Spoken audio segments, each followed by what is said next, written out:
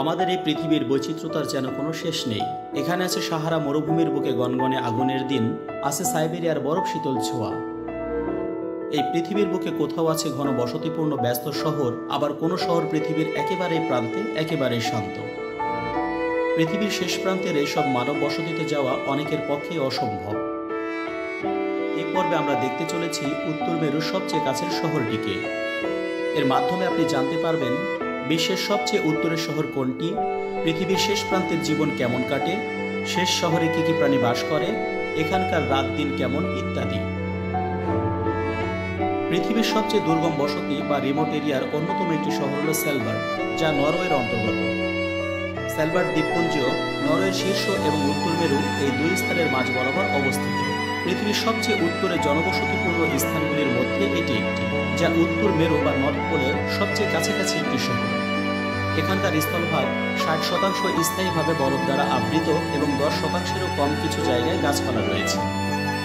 প্রাণীকুল বলতে এখানে মেরু ভাল্লুক, গ্রীষ্মের মাসগুলিতে আর্কটিক শিয়াল, সিন্ধুঘটক বা ওয়ালরাস, সিল এবং তিমি দেখতে পাওয়া যায়। গ্রীষ্মের সময় দ্বীপটি লক্ষ লক্ষ পাখিতে ভরে যায়। গ্রিনল্যান্ডের সবচেয়ে উত্তরের বসতি থেকেও আরও উত্তরে অবস্থিত এই সেলবার্ড শহর। উত্তর অক্ষাংশ এবং উত্তর মেরুর নিকটবর্তী হওয়া সত্ত্বেও উত্তর আটলান্টিক উপসাগরীয় স্রোতের পরিপন্থী প্রভাবের কারণে সেলবার্ডে একটি হালকা জলবায়ু রয়েছে।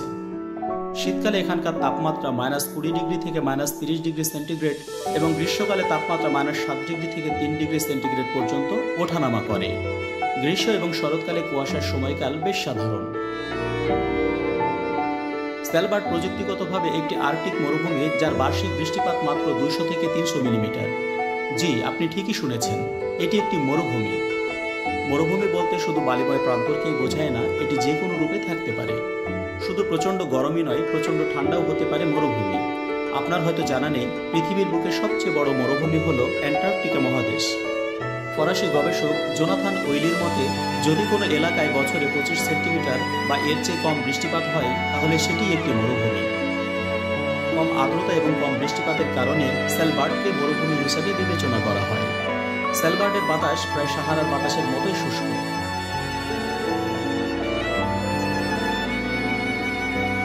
12 শতকে আইসল্যান্ডীয় গ্রন্থে সেলবার্ডকে প্রথম উল্লেখ করা হয়। তবুও এটি ডাচম্যান উইলিয়াম বারেন্টস, যিনি আনুষ্ঠানিকভাবে 1596 সালে উত্তর পূর্ব পথের সন্ধানের সময় দ্বীপপুঞ্জটি আবিষ্কার করেছিলেন। এই জায়গাটি আবিষ্কারের পর এখানে অনেক সংখ্যায় তিমি এবং ওয়ালরাসের খবর বেশ কিছু অঞ্চলে ছড়িয়ে পড়ে। ইউরোপীয় চাহিদা অনুসারে এখানে 1600 থেকে 1750 সাল পর্যন্ত বিপুল পরিমাণে তিমি শিকার করা হয়েছিল, যা তিমিকে বিলুপ্তির দ্বারপ্রান্তে নিয়ে গিয়েছিল। রাশিয়ান শিকারীরা 18 শতকের শুরু থেকে 18 শতকের মাঝামাঝি সময় পর্যন্ত আর্কটিক শিয়াল এবং মেরু ভাল্লুক শিকার করে তাদের পশম শীতের সময় ব্যবহার করত। সেলবার্ড উত্তর মেরুর খুব কাছাকাছি হওয়ার কারণে এখানে বছরে 5 মাস সূর্য অস্ত যায় না। 19 এপ্রিল থেকে 23 আগস্ট এখানে গ্রীষ্মকাল, এ সময় সূর্য অস্ত যায় না। এই সময়টাতে এখানে টানা সূর্য দেখা যায়। অন্যদিকে শীতকালে সেলবার্ডে একটি রাত 3 মাসই স্থায়ী হয়। বিষয়টি কল্পনা করতেও এক অদ্ভুত রোমাঞ্চের সৃষ্টি হয় যে 3 মাস ধরে সূর্যোদয় দেখা যায় না। গ্রীষ্মকালে মধ্যরাতের সূর্যের বিপরীত হল শীতকালের মেরুরাত। এটি নভেম্বরের শুরুতে শুরু হয় এবং জানুয়ারির শেষে শেষ হয়। সেই সময়ে আপনি সেলবার্ডে সূর্যালোকের একটি ঝলকও দেখতে পাবেন না। মেরুবৃত্তের ভেতরে থাকায় এখানে নিশিত সূর্য দেখতে পাওয়া যায় এবং পৃথিবীর উত্তর মেরুতে চুম্বকীয় বলয়ের কারণে এখানে প্রাকৃতিক ঘটনা অরোরা বা মেরুদূত দেখতে পাওয়া যায়। সেলবার্ড উত্তরের জনবসতির 4টি আবাসস্থল নিয়ে গঠিত। 1. লংয়ারবাইন, 2. নিউ আরেসদ, 3. পিরামিডেন এবং 4. বারেন্টসবার্গ। লংয়ারবাইন এটি উত্তর মেরু থেকে মাত্র 814 মাইল দূরে অবস্থিত। লংয়ারবাইন হল সেলবার্ডের প্রধান বসতি এবং সারা বছর 2000 জনেরও বেশি লোক এখানে বসবাস করে। হোটেল, দোকান এবং একটি আন্তর্জাতিক বিমানবন্দর সহ একটি সাধারণ শহরে যে যে অবকাঠামো থাকার প্রয়োজন, আপনি সে সমস্ত অবকাঠামো এখানে দেখতে পাবেন। এই বিমানবন্দরটি বিশ্বের সবচেয়ে উত্তরের বিমানবন্দর। আপনি এখানে দেখতে পাবেন পৃথিবীর সবচেয়ে উত্তরের বিশ্ববিদ্যালয়টিকে। লংয়ারবাইন হল সেই স্থান সেলবার্ড ভ্রমণে যেখানে আপনি প্রথমে পৌঁছাবেন। নিউ আরেসদ নিউ আলেসাদো হলো আরও উত্তরে অবস্থিত একটি বৈজ্ঞানিক গবেষণা কেন্দ্র, যেখানে গ্রীষ্মকালে বছরে ৩৫ জন জনসংখ্যা বেড়ে ১২০ জন মতো হয়। পৃথিবীর সবচেয়ে উত্তরের পোস্ট অফিস এখানে অবস্থিত। পিরামিডেন। পিরামিডেন হলো একটি প্রাক্তন সোভিয়েত খনির শহর, যা সোভিয়েত ইউনিয়নের পতনের পর পরিত্যক্ত হয়েছিল। একসময় ১০০০ জনেরও বেশি লোকের বসবাস ছিল এখানে, তবে আজ হাতে গোনা কয়েকজন লোক এখানে বসবাস করে। সেখানে তারা হোটেল চালায় এবং গাইড হিসেবে কাজ করে। বারেন্টসবার্গ। বারেন্টসবার্গ হলো এই দ্বীপপুঞ্জের দ্বিতীয় বৃহত্তম বসতি, যেখানে ৪৭০ জন রাশিয়ান এবং ইউক্রেনীয় জনসংখ্যা রয়েছে। গ্লোবাল সিড ভল্টটি স্যালবার্ডে অবস্থিত। সিড ভল্টটি বিমানবন্দরের কাছে লংইয়ারবাইনের প্রান্তে অবস্থিত, যেটি ২০০৮ সালে খোলা হয়েছিল। এটি একটি পুরাতন কয়লা খনিতে অবস্থিত। এই বীজ ভল্টে বিশ্বব্যাপী সংকটের ক্ষেত্রে ক্ষতির বিরুদ্ধে নিশ্চয়তা নিশ্চিত করার জন্য বিশ্বের সমস্ত বীজের কিছু পরিমাণ মজুত করা আছে।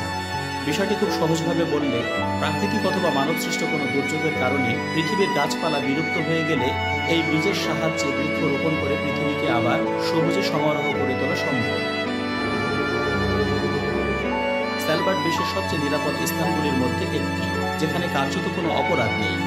এখানে ৫০টি দেশের বাসিন্দা রয়েছে। স্যালবার্ডে বসবাস ও কাজ করার জন্য ভিসা বা রেসিডেন্সি পারমিটের প্রয়োজন নেই। এখানে জনবসতির বাইরে বন্দুক বহন না করা আইনের পরিপন্থী। ২০১২ সাল থেকে মেরু ভাল্লুক দ্বারা সৃষ্ট হুমকির কারণে যে কেউ বসতির বাইরে ভ্রমণ করলে তাকে অবশ্যই আগ্নেয়াস্ত্র বহন করতে হবে। এখানে জনবসতির বাইরে অবস্থানের সময় আগ্নেয়াস্ত্র একটি অপরিহার্য বিষয়। এটি সন্ত্রাসী বা হামলাকারীর জন্য নয়, কেবলমাত্র ভাল্লুককে ভয় দেখানোর জন্য। এটা খুবই অসম্ভব যে আপনি স্যালবার্ডে জন্মগ্রহণকারী কারোর সাথে দেখা করবেন। স্যালবার্ডে কোনো স্থানীয় জনসংখ্যা নেই। সেখানে যারা বাস করে তারা সবাই বাইরে থেকে এসেছে এবং এখানে নারীদের সন্তান জন্ম দেওয়ার অনুমতি নেই। অত্যন্ত দুর্গম হওয়ার কারণে নারীদের সন্তান প্রসবের নির্ধারিত তারিখের কয়েক সপ্তাহ আগেই তাদের নরওয়ের মূল ভূখণ্ডে ফিরে যেতে হয়। এখানে যেমন কাউকে জন্ম নিতে দেওয়া হয় না, তেমন এখানে কাউকে সমাহিত করাও হয় না। হাস্যকর হলেও সত্য যে স্যালবার্ডে মারা যাওয়া অবৈধ। পার্মাফ্রস্টের কারণে মৃতদেহ বরফে কবর দেওয়া হলে সেটি পচে না, ফলে বিভিন্ন ভাইরাস ও জীবাণুর সৃষ্টি হয়, যা মানবজাতির জন্য বেশ হুমকি স্বরূপ। স্যালবার্ড দ্বীপপুঞ্জে প্রায় ৪৬ কিলোমিটার রাস্তা রয়েছে। অফরোডে গাড়ি চালানো কঠোরভাবে নিষিদ্ধ। এখানে কোনো ট্রাফিক জ্যাম বা যানজট আপনি দেখতে পাবেন না। স্যালবার্ডে মানুষের চেয়ে স্নো মোবাইল বেশি। স্নো মোবাইল রাইডিং এখানে বেশ জনপ্রিয়।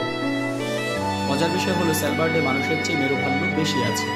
স্যালবার্ডে সর্বমোট মানুষের সংখ্যা মাত্র ২৭০০-এর কিছুটা কম এবং আনুমানিক মেরু ভাল্লুকের সংখ্যা ৩০০০। বিষয়টি দেখে মনে হয় এই দ্বীপপুঞ্জটি মানুষের নয়, ভাল্লুকের। মেরু ভাল্লুককে তাদের প্রাকৃতিক বাড়িতে দেখতে এবং ছবি তোলার জন্য এটি পৃথিবীর অন্যতম সেরা জায়গা। স্যালবার্ডে মেরু ভাল্লুককে গুলি করা একটি ফৌজদারি অপরাধ। মেরু ভাল্লুক একটি বিপন্ন প্রজাতির প্রাণী, তাই এই প্রাণীটিকে সমগ্র দ্বীপপুঞ্জ জুড়ে আইন করে সুরক্ষিত করা হয়েছে। মেরু ভাল্লুককে তাড়া করা বা বিরক্ত করাও এখানে বেআইনি। স্যালবার্ডে আনুমানিক ১০,০০০ হরিণ রয়েছে, যা তাদের নিজস্ব উপপ্রজাতির। তবে আপনি স্যালবার্ডে একটি বিড়ালও দেখতে পাবেন না। স্যালবার্ডে বিড়াল নিয়ে আসা বা পালন করা সম্পূর্ণ নিষিদ্ধ। নরওয়ের রাজধানী অসলো হয়ে বিমানযোগে ৩ ঘন্টার ফ্লাইটে স্যালবার্ডে যাওয়া যায়। লংইয়ারবাইন বিমানবন্দর হল বিশ্বের সবচেয়ে শেষ প্রান্তের বিমানবন্দর, যেখানে নিয়মিত নির্ধারিত ফ্লাইট পাওয়া যায়। বিভিন্ন সময় ও চাহিদার উপর ভিত্তি করে এখানে বিমানযোগে যেতে জনপ্রতি $১৬৫ থেকে শুরু করে $৫২০ খরচ হতে পারে। জাহাজে চড়ে পানিপথেও এখানে যাওয়া যায়, সেক্ষেত্রে ৯ থেকে ১৪ দিন সময় লাগবে।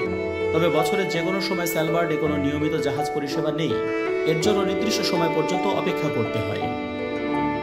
উত্তর মেরুকে অন্বেষণের জন্য এই স্যালবার্ডই ছিল প্রস্থান পয়েন্ট। নরওয়েতে অবস্থিত একটি নৈসর্গিক সুন্দর রাস্তা রয়েছে, যাকে পৃথিবীর শেষ রাস্তা বলা হয়। পৃথিবীর বুকে অবস্থিত এই রাস্তাটি একেবারেই অন্যরকম। দেখে মনে হবে এটি পৃথিবীর কোনো রাস্তা নয়, এজন্য সৌরজগতের অন্য কোনো গ্রহের রাস্তা। পৃথিবীর শেষ রাস্তা E69 রোড সম্পর্কে জানতে এই ভিডিওটি দেখুন। যদি এমন তথ্যমূলক ভিডিও আপনার ভালো লাগে তবে সাবস্ক্রাইব করে পাশে থাকুন।